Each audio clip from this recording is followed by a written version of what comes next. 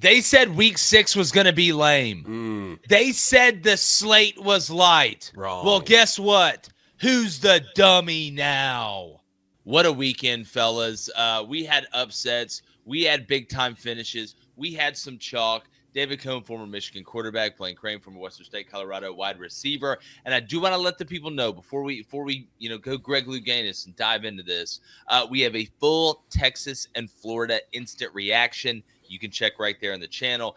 Bama Vandy instant reaction. You can check right here on the channel. So don't think we forgot it or we're not covering it. We literally did it 15 to 20 minutes individually on each of those games. So make sure you check those out. But, David, I'll start with you. That wasn't nearly all that happened this weekend. I want to get to the huge upset out there in Cali with UCLA beating Penn State. But we got to start off with your boyhood team, right? You changed as you got older, right? And then obviously went and played at Michigan. Florida State goes down 28-22 at home to Miami. Got a little funky there at the end. Wasn't the best game overall, but just your thoughts on the weekend in general, and let's go ahead and get into this game. It feels kind of odd to hear the phrase boyhood team when really I should have no love for them whatsoever now that they didn't offer me a scholarship. So I should be celebrating hate them, in the streets. What a dominant performance by Miami. So dominant, in fact, that I actually owe a couple apologies and shout out. Shout out to my boy Alex. Lost bet right there. I got to make good on that. But they look like a team that not only is poised to win this league for the first time, but really to win this national championship. And I know we're going to talk about Miami, and I can't wait to talk about all the good things that they did last night. Here's where we're at with the Florida State program. They won 2 football games a year ago. That should never happen in Tallahassee. They were embarrassed by that, as they should be. Brought in 2 new coordinators, brought in a new quarterback from Boston College, and they heard all offseason about how that they really are that 2024 edition. And you opened with the premier brand in college football in Alabama, and these are 18 to 22-year-old kids. They got a shot, they took it, and they threw a perfect game. Thomas Castellanos and Doak Campbell against Alabama threw a perfect game, huge win, and then they follow that up with games against East Texas and Kent State and a bye week. So while everyone else is kind of faltering and we're asking questions, they have a huge win and they're padding stats. Now back-to-back losses against Virginia and Miami, and I think this is who this team is now. Not as bad as 2024, not as great as the undefeated 2023. Good players, good coaches, not a serious contender for the national title. Yeah, and obviously, look, I want to make sure we give credit to Virginia, who I believe, did they go into Louisville and win yesterday, or did they end up just covering? Yeah, they got that win. Oh, it was 30-27. That's right. That's right. Who's? yeah. Who? Them. That's who. But Blaine, again, when you watch the way this game went down, and we've talked about the world of parity that we're in college football all across the top, and these teams kind of ebb and flow and look great one weekend and don't look great the other. I know the fourth quarter wasn't exactly beautiful, and we'll get into that for Miami. But to me, when you look across the whole landscape of college football up to this point, heading into week 7, Miami looks like the most consistent, the most complete, and the most mature team that we have in college football right now when it comes to being complimentary and knowing who they are. There's no going to the therapist. Who am I? What am I? We know what Miami is. That's big, huge, and pissed. And Malachi Toney is an absolute witch. Not only that, I mean, what box do they not check? When you look at a national championship team, and I don't think they're just, you look at them right now and you can just pencil it in. I don't think they're that good. But what can they do, right? Carson Beck has been phenomenal this year. Phenomenal. He's healthy. He's leading the offense. He understands the offense. You have one of the best top 5 offensive lines in the country, 2 legitimate backs, 2 legitimate receivers. And I think the one thing that doesn't get talked about enough, look, Bain Jr. coming off the edge is an absolute animal. Akeem Mesidor. Now, on the other side, it's just slowly, his draft stock is slowly raising. And not only does Miami just looks the part. Yeah, they look the part on both sides of the ball. And look, you can be in any game if you can run the ball and stop the run, and your defense can travel like that. Because don't get it twisted, this Florida State game wasn't that close. Yeah, it wasn't that close. Miami they played so conservative in the second half, and till this day, I don't understand. And Jake, we were watching this together. Like this Mario Cristobal on fourth down and the clock, just they don't get along. Yeah, It's oil and water. Well, it's like you go back to that fourth down play on that last drive. Yeah. Like you could see Mario Cristobal saying, "I'm going to call timeout. I'm going to call timeout," and then they end up running that play and give Florida State the ball back. So there's little minute things that still just drive me crazy when it comes to Mario Cristobal. But other than that, I mean, I just don't know how you can't look at them and say they're not the best team in the country. And Blaine, you bring up the defensive point. It's exactly right. Again, we always talk about the teams that can win the most ways. And Carson Beck with time and a run game he's Doctor Strange, right? The touchdown to Malachi Toney off the flea flicker was just an absolute dot. He had another big play down the field.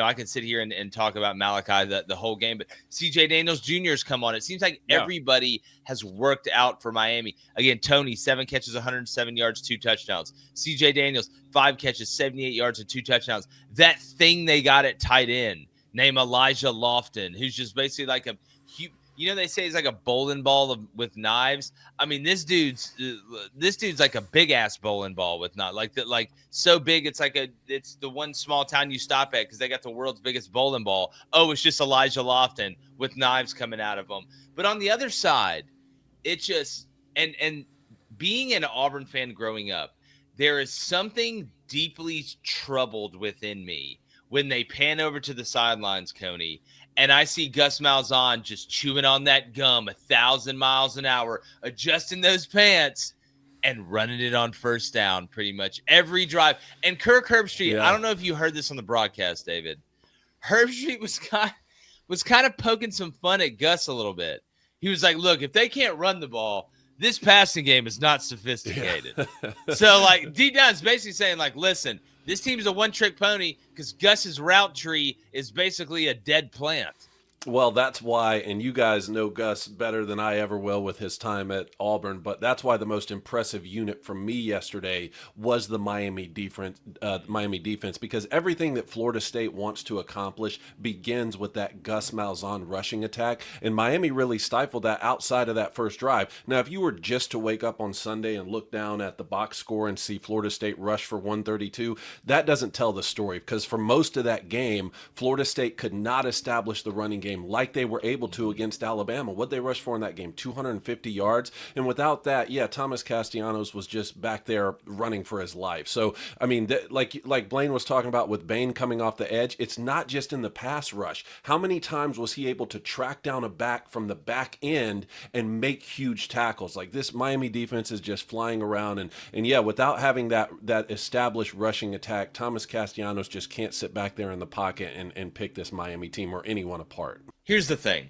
Whether you're a gym newbie or a seasoned athlete, doing the same workouts over and over will eventually kill your motivation. Plus, your body stops responding when it gets too comfortable. You got to keep the body guessing, right? I think boy from Average Joe's said that. And that's why Fitbod creates workouts that actually change with you. Because as you get stronger, your body continues to respond in a good way when you don't keep doing the same thing over and over, like I said. And Fitbot actually gets to know you. It builds a workout around your specific goals, fitness level, whatever equipment you have access to, whether that's a full gym or just some dumbbells at home. Plus, the app tracks your muscle recovery, so you're not accidentally overworking the same areas day after day. Everything is designed by certified personal trainers who know what actually works, so you're getting real expertise without the price tag.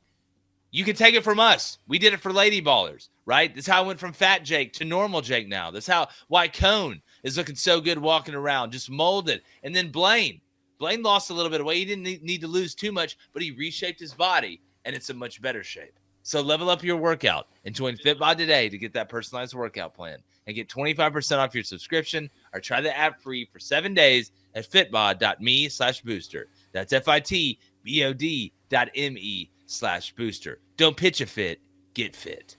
Well, a lot of people don't realize, like, Reuben Bay Jr., he's a run-stuffing end. Like, that's what he was based at. He's like 280 pounds, like, right? He's just getting better and better and better at pass rushing. And then you look on the other side, they have another one.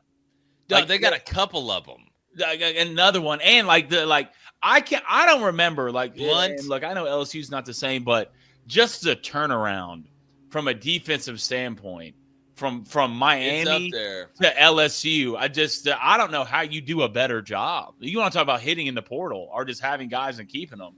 Like it's a complete 180 of what we saw last year with both these sides of the ball. Well, and they're fundamental. That's the thing. It's one thing to go out there and be like, and just trying to kill everything that moves. I like that, but you can do that and be over emotional. What's it like? Right? Huh? Like you can be over emotional and be out of gaps and have your head too far over your feet.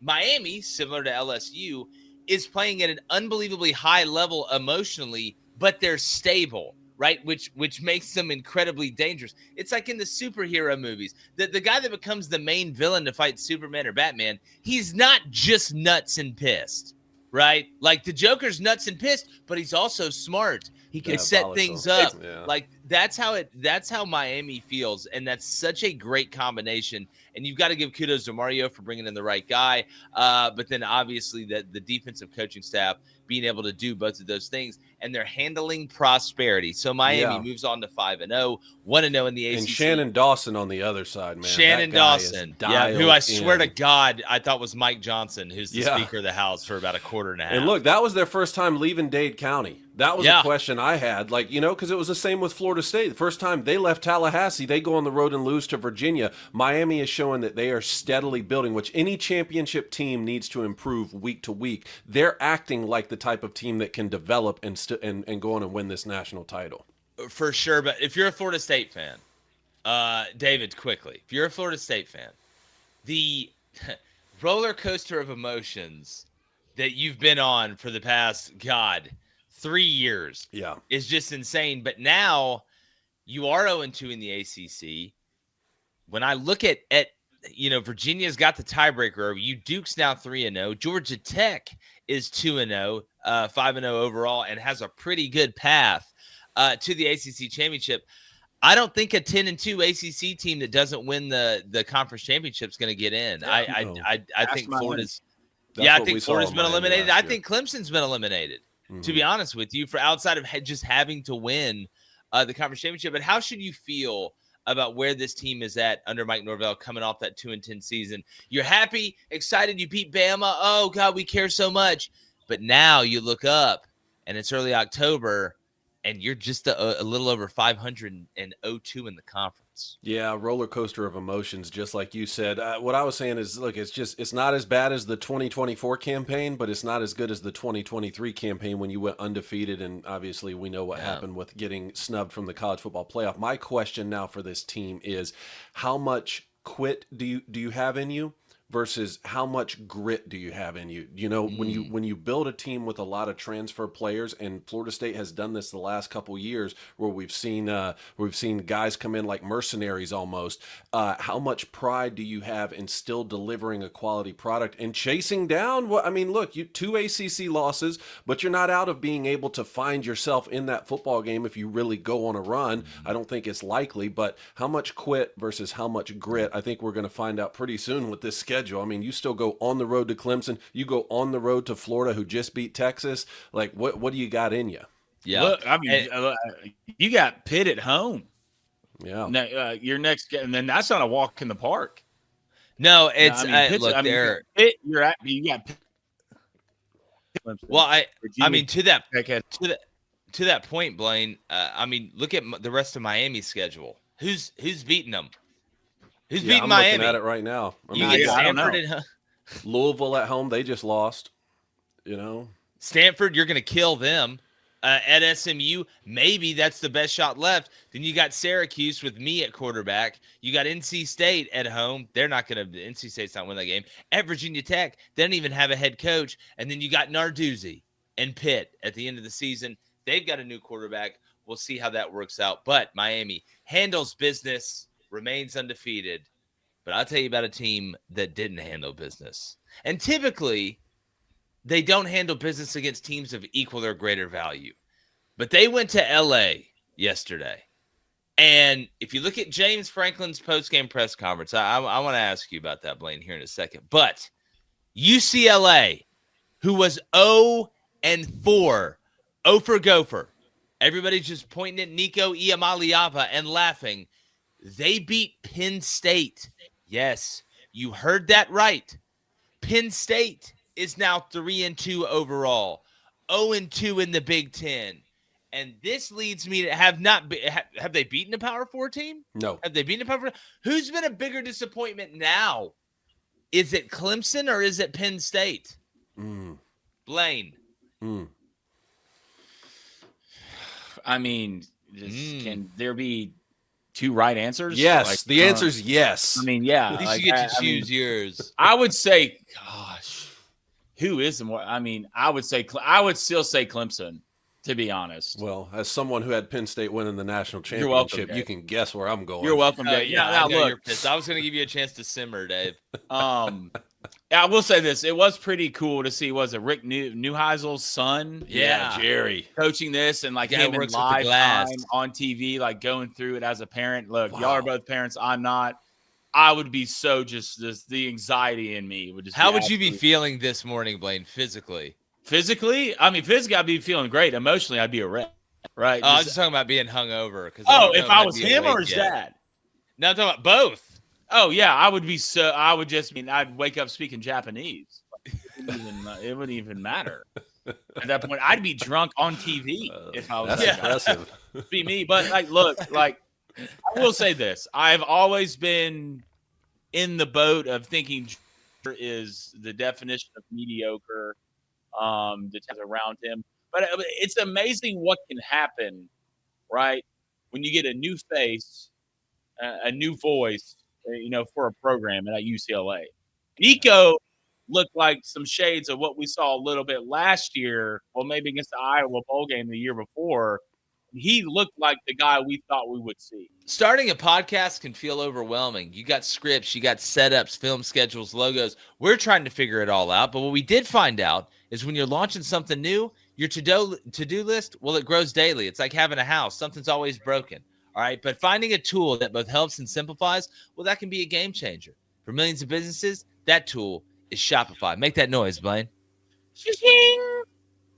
That was kind of an oriental way of doing it, but I appreciate it. Shopify powers millions of businesses worldwide and 10% of all U.S. e-commerce. They're behind everyone, from big names like Gymshark to that new brand you just discovered like Crain and Company. So starting out is simple. You just pick one of their hundreds of templates and customize it to match your style. No design skills needed. And creating content, well, that's where their AI really shines. You need product descriptions or catchy headlines? Done. You want better product photos? They've got you covered. The best part is how easy marketing becomes because you reach your customers wherever they are, whether they're doom scrolling through social media or checking their email. Now, behind the scenes, Shopify handles everything else, your inventory, your shipping, your returns, all the stuff you don't want to deal with or have to worry about. So if you're ready to sell, you're ready for Shopify. Turn your big business idea into do it, David.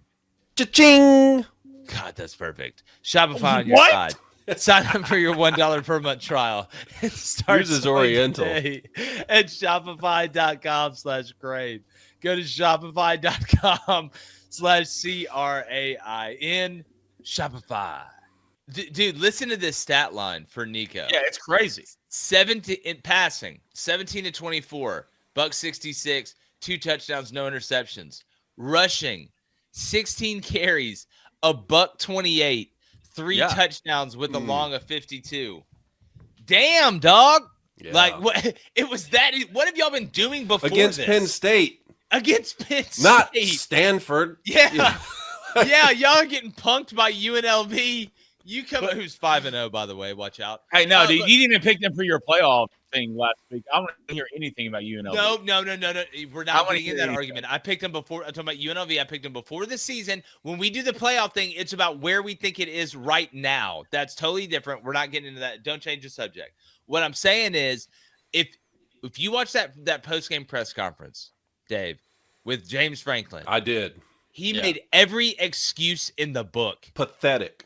He's like, well, the travel and we didn't get over the loss last week, and we had some guys the loss to Oregon, injuries, travel. Like, my wife's pissed at me. Like there was all, and I wanted to be like, hey man, hey James, UCLA was 0-4 with a brand new guy calling plays.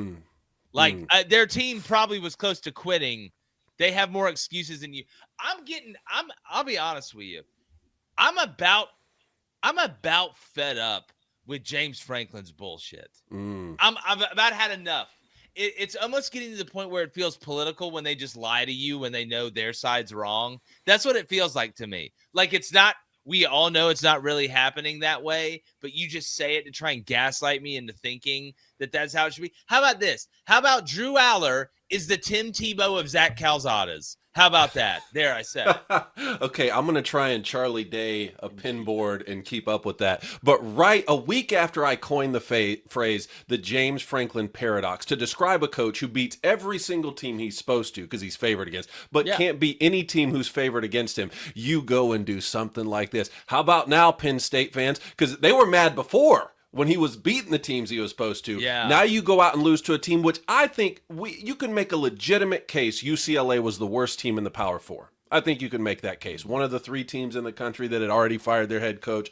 And then you go out west and you do this. And yes, I agree with you, Jake. I was listening to the post-game press conference comments from James Franklin. I thought they were pretty pathetic to not give UCLA any credit whatsoever. But you know what? Forget that. I'm not concentrating on Penn State. Until you beat a Power 4 opponent, you're not a serious team. I want to talk about the UCLA side of this because, Blaine, you're exactly right. What transpired yesterday with the father-son moment there and Jerry Neuheisel, the play caller, they didn't even call him the interim OC, the play caller is getting carried off the field. How cool is that? And here's one last thing on Nico Iamaleava. The kid made the wrong decision. Okay, he paid a PR price for it, and you can say it was the dad, you can say it was him, you can say he was spoiled, whatever. Made by every metric possible the wrong decision to leave Tennessee, and the way you did it too, unacceptable. But you know what? In America, we love a redemption story. The kid played a great football game. I don't ever root against these guys. They're 18 to 22-year-old kids and sometimes 27, if you're TJ Finley or something. But young men, I don't root against these guys. He played a terrific football game. Congratulations to him. And if you look at Penn You're better State than me because now, I root against a lot of these guys. I'm not Well, saying now I they don't get want my paid. picks to hit. I just yeah. I don't know. I was pretty upset with your boys there in maize and blue yesterday. Oh, you thought they were going to cover? Well, you already lost. Don't even get me started on that.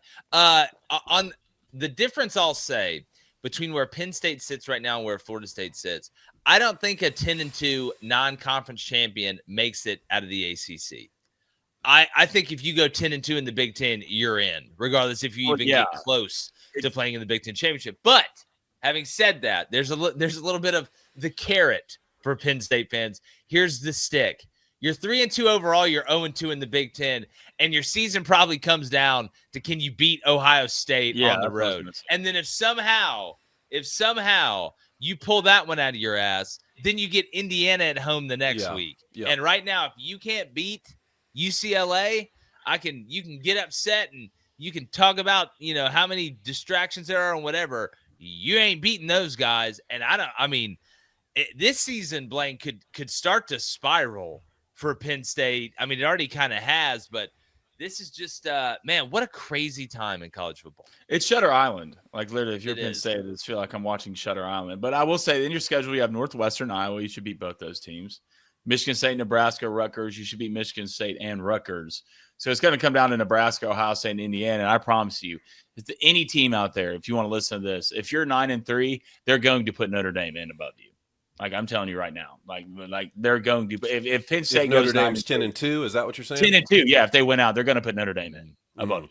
Like you can sit here and say 10-2. I mean, if Penn State, they're going to put them in. We all know. Point, if Penn State goes 10-2, that means wins at the Buckeyes and Indiana at home, which would be 2 quality wins. Yeah, and that would be Selection Sundays 2 months from this week. 60 days in college football is a long time. The real question is, if Penn State beats Ohio State but loses the Indiana and you're 9-3, did they get in over a 10-2 Notre Dame? Then it's a 10-2 Notre Dame? No. Well, I've got to see all the pieces on the chessboard because it's turning into college basketball where I'm like, all right, let me look at the bubble. Let's just add more teams. No, stop it. Speaking of college basketball. All right, guys. Obviously, like I said earlier, we have the Texas-Florida reaction. That's an individual video right underneath. Go check that out on the channel. Alabama, Vanderbilt as well. There was a couple others, some interesting ones out there. Michigan didn't look great against Wisconsin, Cone. Did not, offensively, they made a couple big plays. I mean, you got a top 5 back in the country for sure. Maybe and Bryce 3. Underwood. he can do some things. But well, I mean, from the jump, Wisconsin gets the ball and it's like Michigan just walked into that one. And yeah, they got away with it, but God, that's a bad habit to get into. Yeah, my takeaways are, Michigan regressed in a lot of areas from the win at Nebraska to beating Wisconsin yesterday, a team that I saw in person against Alabama. That's not a great football team by any means. Now, they are good at stopping the run. So with Michigan rushing for 170, that's a positive takeaway, even though I think the offensive line definitely regressed. Justice Haynes, like you said, I think maybe a top 3 back in America right now. That's really fun to watch. Bryce Underwood, certainly not a perfect performance yesterday, but man, you can see the development week in and week out, not only with his arm, but also with his legs. If he continues to do that, Michigan's going to continue to win football games. Samaj Morgan in the slot can't catch the football. You can't be undersized and drop passes. Zvada should be one of the best kickers in the country. He's missing 27-yarders. I saw a lot of people blaming the snap and the hold. The ball got down. You got to make those kicks. Yeah, you got to make that kick. On the defensive side, though, Jake, here's the thing that I see with Michigan on defense. They are exposed in coverage behind zone pressures. And when they don't get home, it is a real problem. Now, the thing with Michigan is they get home a lot. And when they get home and they sack the quarterback, it looks really good. Wink Martindale is once again bringing a lot of pressures when I think the front four could get home in those scenarios. But those are just some of my biggest takeaways. And the biggest narrative from Michigan fans that I've seen on social media yesterday is, well, when we had Biff Poggi, the interim head coach, this team looked a lot more cohesive, and Sharon Moore's on the sideline and they just don't look as good. There's something to that. I understand it. At the same time, he's the head coach and you won the football game against an old school rival in Wisconsin. I think you got to just, take the victory and get ready for USC because you're already an underdog next week in LA. Yeah, it's it's kind of like the cool uncle rule, right? Like when Biff's there, it's like when they take you to your cool uncle's house, he lets you stay up and drink sodas and maybe watch a movie you're not allowed to watch. Cinemax? Well, not that level. That's a different uncle. He's cool too. Yeah, not anymore. Not now that I'm an adult. But it does seem like the interim, hey, our coach is suspended. We got this guy out here, Biff Poggi, I forgot what he did to become rich, like invented Pop-Tarts or something, but he's out here with like cut off financial sector. Yeah. Of Pop-Tarts? Money. Okay. I don't think Big Povey cares. Yeah, that's what I'm saying. In this interview, they're asking football questions. Like, well, I just bought a Rolls Royce. I don't know. He's clowning Nick Saban for not buying a Ferrari from him. Yeah. For sure. Also, by the way, dude, I don't know if I've ever laughed harder at a game day guest than Theo Vaughn yesterday. David, did you listen to anything he said? I listened to him say Vanderbilt's my ride home. I have to pick him. Dude, he's getting interviewed by Jess Sims. Yeah. He said, "Will I see you later?" He said, "Well, no." She was like, "Hey, you got to go to the board to make your picks." He goes, "Hey, will I ever see you again?" Good for him. I thought you were dating Pavia's mom first. Yeah, and then he said the only reason Vanderbilt won last year is because Alabama had the old coach's players. Right to save it as he's sitting on set. I was dying. Laughing. But Blaine, there was a couple of those. I do want to make this point real quick. Iowa State losing. I know we don't talk a lot about Cincinnati, and that's by design. But really, really nice win for them to go to 4-1, 2-0 in the Big 12 over Iowa State. That's a huge loss for Iowa State when you look at where Texas Tech now sits after beating Houston and handling them. Texas Tech now 5-0, 2-0 in the Big 12. Wagon. Wagon. You've got to go to Kansas State, who, wow, what a game against Baylor. Baylor coming back, hitting that 53-yard field goal. Talk about another letdown with Kansas State. But you already beat Utah on the road. I mean, I look at Miami's schedule. You feel like they could go undefeated. Probably most likely to go undefeated in the country that's still left. You look at the rest of Texas Tech's schedule. You go to Arizona State, right? And then you go to Kansas State. You win both those, I think you're going undefeated. Joey McGuire. Man, they look good. They look good, but yeah, shout out to what Scott Satterfield's doing over there at Cincinnati. And who was it? Was it the Walker kid at running back? I mean, they got a couple of them over there, but the one who put his head down and demolished. I mean, wow. I think Iowa State turned away from it at the end, man. They didn't want the smoke. Look, in my opinion. Cincinnati's got some dudes. Just every time you turn on the NFL, just go look at Sauce. Like, there's a reason they made the 4-team playoff as Cincinnati. But any other games on the periphery? Yeah, I got some notes here. Let's see what I wrote down. Maryland, nice win. Oh, you mean Washington? Sorry, Washington over Maryland. Yeah. With the comeback win against Maryland. Baylor though, the Baylor comeback. Did you guys watch any of that game? Oh, dude, I watched it. I literally had that one on the phone because I couldn't get it in the 4-box I was watching, and literally had Baylor winning in a money line parlay that I did that I had to have. I mean, you talk about was it balls 18 of steel. Points in the fourth quarter or something? Yeah, Sawyer Robertson and Trigg. It was Sawyer Robertson and Trigg. Yeah, that's what it was. That kid, man, NFL player with Trigg there. But did you watch all the ending of that with the back and forth, and then they kicked the field goal to go ahead, and then Kansas State still had a field goal attempt. They got blocked. Yep.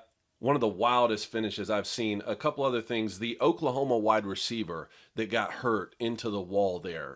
Is he okay? Did you guys see that play? I haven't seen an official update today, but I saw it. I only watched it once. Why do we have walls that close? Well, not even that. Like, if we're gonna have walls, like, put some padding on them. Yeah, I just or something. I don't understand that. But I mean, he hit it pretty hard. But thank God he had his helmet and pads on. I'm not trying to be Captain Hindsight over here, but like, can we just problem point a receiver is going to catch the ball a little bit deep and run into this brick wall we have right behind. Well, it's like the same thing in Major League Baseball. When I looked at like when they used to have like brick outfield wall, they still have some places. Like, what are we doing? Like, why just put some padding on it? Make the padding brick colored. I don't give a damn. We'll call targeting if you touch a guy. Yeah, exactly. That's a great point. Targeting on the wall. I hope he's all right. They said he was going to meet with the team afterwards, so we're gonna have to keep track of that here. It's scary. It was a scary looking thing just overall. I mean, a couple of things for me. Ohio State just pistol whipped Minnesota. Yeah, Minnesota not in the first quarter though. Yeah, absolutely, Jake. And I think it's so funny we bring this up. Like, it must be just so great to be Julian saying. Yeah, that's what I was telling Blaine yesterday watching the Minnesota game. You just get out there, Jeremiah Smith. Tate, you're having fun. There's no way you can't have fun at being the quarterback at Ohio State right now. Cardell Tate's a wide receiver one on almost any other program. Any other program, and they got. It's just. Oh boy, was 19-22, just spitting it out. Oh, there's Jeremiah. Oh, there's Carnell. Minnesota. I mean, it was. They got waltzed. Let's be honest. I don't know if y'all saw this. The Syracuse SMU. I didn't see that. I saw the final score. I know it was like 31-3. What happened afterwards? No. One of the Syracuse's players' uncle called into a show and is absolutely tore apart the quarterback. And they're the receivers now looking into options to transfer. Did y'all not? What? It's Cook's uncle, Jonte Cooks. Yeah, uncle called in and was like, my nephew's a 5-star receiver coming from the SEC. This looks like a high school team. Like, the quarterback's terrible. I'm gonna Didn't Angeli get hurt? Yeah, Angeli got hurt. Yeah, then I'm gonna get on the quarterback had his Achilles blown out. We're gonna look at other options. I was just like, what a piece of shit. Well, dude, what good comes to that? Like, what? Now I'm a coach that maybe wants to take your son out of the portal. I'm like, I don't know. Like, is your uncle gonna call into a radio show and say that I'm an idiot? Like, that's just I thought just though, and I'll repeat this when it happened. There was zero reason for Bill Belichick to take that job at North Carolina. Zero reason. It's so like, just Tone, did you watch that game? You're just staining your legacy. Like that was one of my locks was Clemson minus 13.5. God, I'm gonna just lock up who's ever playing North Carolina. Like that, Bill. Like it's a mistake. You should have never done it. Just quit now. We'll forget. We'll all forget. Drew Barrymore 51st States. And we'll just remember you as the NFL coach. Because I'm telling you, he just needs time, Blaine. He needs time. Yeah, no, like, look, Bill. To Blaine's point, you're not even to Mordor yet, man. Just stop. Just go back to the Shire. You still got time. Nobody will ever know. Nobody will ever know. It's just, I'll know. God, they're bad. Oh, they're bad. Like just bad. Just like slow. Like, look, man, just hang it up. Take your girlfriend, go to a sandals resort or something, and just just be easy, because this is just Clemson could have beat them by 1,000. Yeah, it was bad. But all right, week 6 in the books. Again, make sure you check out our instant reactions. Also, we got our Texas A&M, man. Texas A&M looked strong, boy. 5-0. Second half, they woke up. It looked good. Again, we'll see. Marcel Reed showed some things of why some of us were high on Marcel. You had a couple picks there, a couple bad decisions, but you can see that A&M has the guys. Concepcion, I mean, we knew he's the dog, but great win for them over a good Mississippi State team. For sure. All right, make sure you're subscribed. If not, what are you doing? Why? Just be honest with us. All right, don't be like that Syracuse guy's uncle. All right, trust us. We have previews coming out. Huge weekend coming up. Auburn, Georgia, Red River. Indiana, Oregon. I can go down the list. There's so many games. Alabama and Missouri. I mean, Michigan, I believe USC. LSU, South Carolina. I mean, it is a loaded slate. Make sure you're locked into Crain and Company all week. Have a wonderful Sunday. We'll talk to you soon.